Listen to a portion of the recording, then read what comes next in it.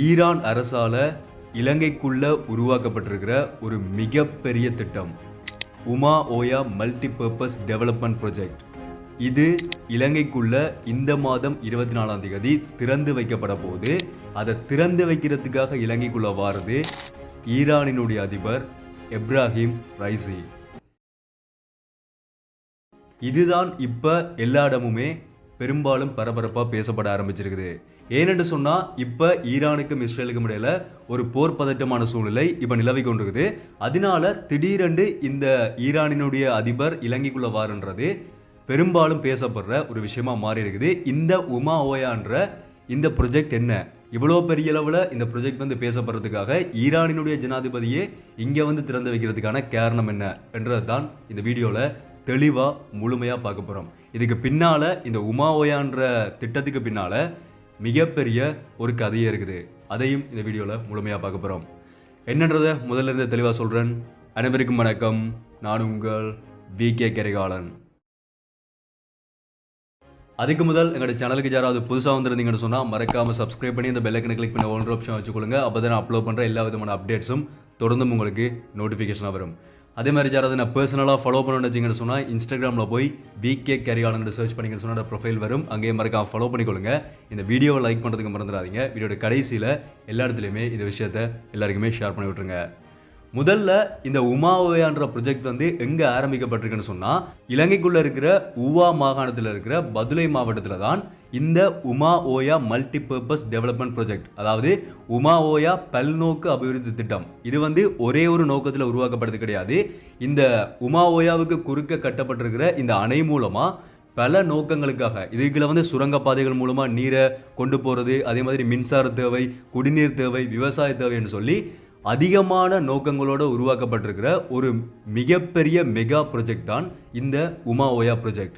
இது வந்து எதுக்காக இவ்வளோ பெரிய ப்ரொஜெக்டாக சொல்லப்படுதுன்னு சொன்னால் இது இப்போ ஆரம்பிக்கப்பட்ட திட்டம் கிடையாது. முதலாக 1989ஆம் ஆண்டுலேயே அப்போவே இதை வந்து உருவாக்குறதுக்கான திட்டங்கள் வந்து போடப்பட்டதாக சொல்லப்படுது. அதுக்கு பிறகு உத்தியோகபூர்வமாக 2008ஆம் ஆண்டில் இதுக்கான அமைச்சரவை ஒப்புதல் வந்து இலங்கைக்குள்ளே வழங்கப்பட்டது.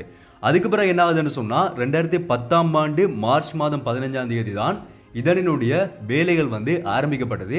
இதுக்கான நிதி பங்களிப்பை வந்து யார் கொடுத்தன்னு சொன்னால் ஈரான் அரசாங்கம், அதாவது ஈரானினுடைய எக்ஸ்போர்ட் டெவலப்மெண்ட் பேங்க்ல இருந்து எடுக்கப்பட்ட லோன் மூலமாக தான் இது ஆரம்பத்தில் ஆரம்பிக்கப்பட்டது. 85% ஈரானினுடைய இந்த நிதி மூலமாகவும் அதே மாதிரி மிச்சம் வந்து இலங்கையினுடைய அரசாங்கத்தின் மூலமாக எடுக்கிறது தான் முழுமையான திட்டம். ஆனால் என்ன ஆகிட்டேன்னு சொன்னால் அந்த நிதி வந்து இலங்கைக்கு முதல் கட்டமாக வந்ததுக்கு பிறகு ஈரான் மேலான இந்த உலக அரசியலினுடைய தாக்கம் காரணமாக திரும்ப அவர்கள்ட்ட இருந்து பணத்தை வந்து இலங்கையால் பெற்றுக்கொள்ள முடியலை. அதனால என்ன ஆகினு சொன்னால் இலங்கையினுடைய திரைசேரியில் இருந்த பணத்தை பயன்படுத்தி தான் இந்த திட்டம் வந்து இப்போ முடிக்கப்பட்டிருக்குதா சொல்லப்பட்டிருக்குது. இதுன்ற மொத்த செலவு எவ்வளவா சொல்லப்படுதுன்னு சொன்னால் 2010ஆம் ஆண்டில் இது ஆரம்பிக்கும் போது $529 மில்லியன் இதுக்கான மொத்த செலவாக கணிக்கப்பட்டிருக்குது. அதாவது இலங்கை ரூபாயில் 80 பில்லியன் ரூபாய். ஆனால் இது 2015ஆம் ஆண்டில் முடிக்கப்பட்டிருக்கணும். இது முடிக்கப்படாததால அந்த கால தாமதம் காரணமாக மட்டுமே மொத்தம் 200 பில்லியன் ரூபாய் இதிலிருந்து நட்டம் ஏற்பட்டிருக்குதாகவும் இலங்கையினுடைய அரசாங்க தரப்பிலிருந்து ஒரு தகவல் சொல்லப்பட்டிருக்குது. ஸோ இப்படியெல்லாமே நடத்தப்பட்டு முடிக்கப்பட்டிருக்கிற ஒரு ப்ரொஜெக்டாக தான் இந்த உமா ஓயா ப்ரொஜெக்ட் வந்து இப்போ முழுமையாக முடிக்கப்பட்டாச்சு. இப்போ இந்த மாதம் 24ஆம் தேதி மக்கள்கிட்ட வந்து கையளிக்கப்பட போது. அப்படி இதுக்குள்ள என்னதான் இருக்கான்னு கேட்டால் இது வந்து ஒரு நீர்த்தேக்கத்துக்கு குறுக்க அமைக்கப்பட்டிருக்கிற ஒரு மிகப்பெரிய ஒரு அணை. இதுக்கு பின்னால் முழுக்க அரசாங்கத்தினுடைய நோக்கம் எதை நோக்கமாக கொண்டு அமைக்கப்பட்டிருக்குன்னு சொன்னால் கிட்டத்தட்ட 120 மெகாவாட்ஸ் மின்சாரத்தை இலங்கையினுடைய அரசாங்கத்தினுடைய மின் உற்பத்தியோட சேர்க்கிற நோக்கத்தில் தான் பிரதானமாக இது அமைக்கப்பட்டிருக்குது. அதாவது ஒரு மின் உற்பத்தி வலயமாக தான் இந்த உமா ஓயான்ற இந்த ப்ரொஜெக்ட் வந்து அமைக்கப்பட்டிருக்குதா சொல்லப்பட்டிருக்குது. ஆனால் அதையும் தாண்டி இது வேறு தேவைகளுக்காகவும் பயன்படுத்தப்பட போகுது.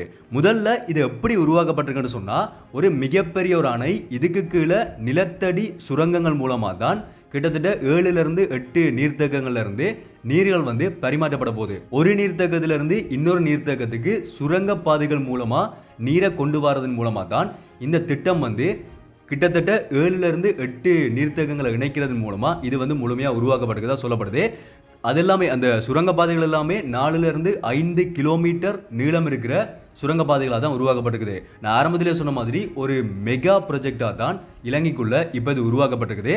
இதுக்கு தாண்டி இதனுடைய தேவைகள், இது என்னென்ன தேவைகள் எல்லாம் இலங்கைக்குள்ள பூர்த்தி செய்ய போகுதுன்னு சொன்னால், முதல்ல பிரதானமான தேவை இலங்கையினுடைய மின்சாரத்தை 120 மெகாவாட்ஸ் மின்சாரமாக அதிகரித்து அரசாங்கத்துக்கு கொடுக்க போகுது. ரெண்டாவது, இந்த ஊவா மாகாணத்தில் இருக்கிற கிட்டத்தட்ட 15,000 விவசாய ஏக்கர் நிலங்களுக்கு வந்து முழுமையான நீர் தேவையை இது கொடுக்க போகிறதா சொல்லப்படுது.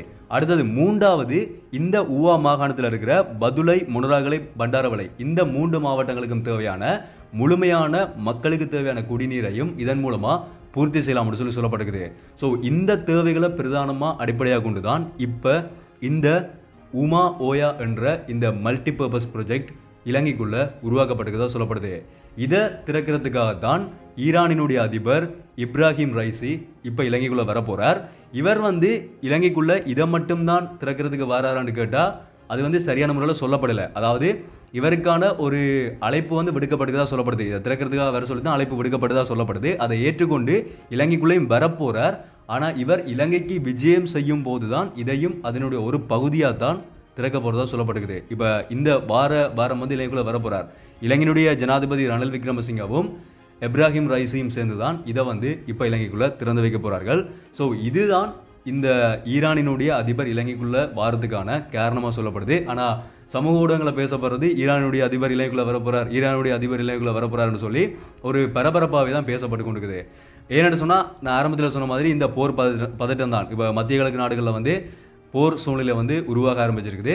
ஸோ அதுக்கும் இதுக்கும் பெரும்பாலும் சம்பந்தம் இல்லை. அவர் வாரத்துக்கும் அந்த போருக்கும் வந்து சம்பந்தம் இல்லைன்னு தான் சொல்லப்படுது. வெயிட் பண்ணி பார்ப்போம், வந்து என்ன பேச போகிறார், என்ன நடக்க போகுதுன்றதை அடுத்த கட்டம் வரும்போது தான் நாங்கள் வந்து தெரிஞ்சு கொள்ள முடியும். ஸோ இதுதான் விஷயம். இந்த ஒரு முக்கியமான விஷயத்தை நான் உங்களுடைய ஷேர் பண்ணிக்கலாம்னு நினச்சிருந்தான். இதை பற்றின உங்களுடைய கருத்துக்களையும் நீங்கள் தாராளமாக கீழே இருக்க கமெண்ட்டில் சொல்லுங்கள். முடிஞ்ச வரைக்கும் இந்த வீடியோ ஷேர் பண்ணி இந்த உண்மையான விஷயத்தை எல்லாருக்குமே முடிஞ்ச வரைக்கும் தெரியப்படுத்துருங்க. யாராவது நான் பர்சனலாக கனெக்ட் பண்ண வச்சிங்கன்னு சொன்னால் இன்ஸ்டாகிராமில் போய் விகே கேரியாலோட சர்ச் பண்ணிங்கன்னு சொன்ன ப்ரொஃபைல் வரும். அங்கே டிஎம் பண்ணுங்க, உங்களுக்கு நான் ரிப்ளை பண்ணுறேன். இந்த வீடியோ லைக் பண்ணி ஃபாலோ பண்ணி சப்ஸ்கிரைப் பண்ணி இந்த பெல் ஐக்கனை கிளிக் பண்ணி ஆல் ஆப்ஷன் வச்சுக்கொள்ளுங்க. அப்போ நான் அப்லோட் பண்ண வீடியோஸ் எல்லாமே தொடர்ந்து உங்களுக்கு நோட்டிஃபிகேஷன் வரும். மீண்டும் ஒரு வீடியோவில் சந்திப்போம். நன்றி.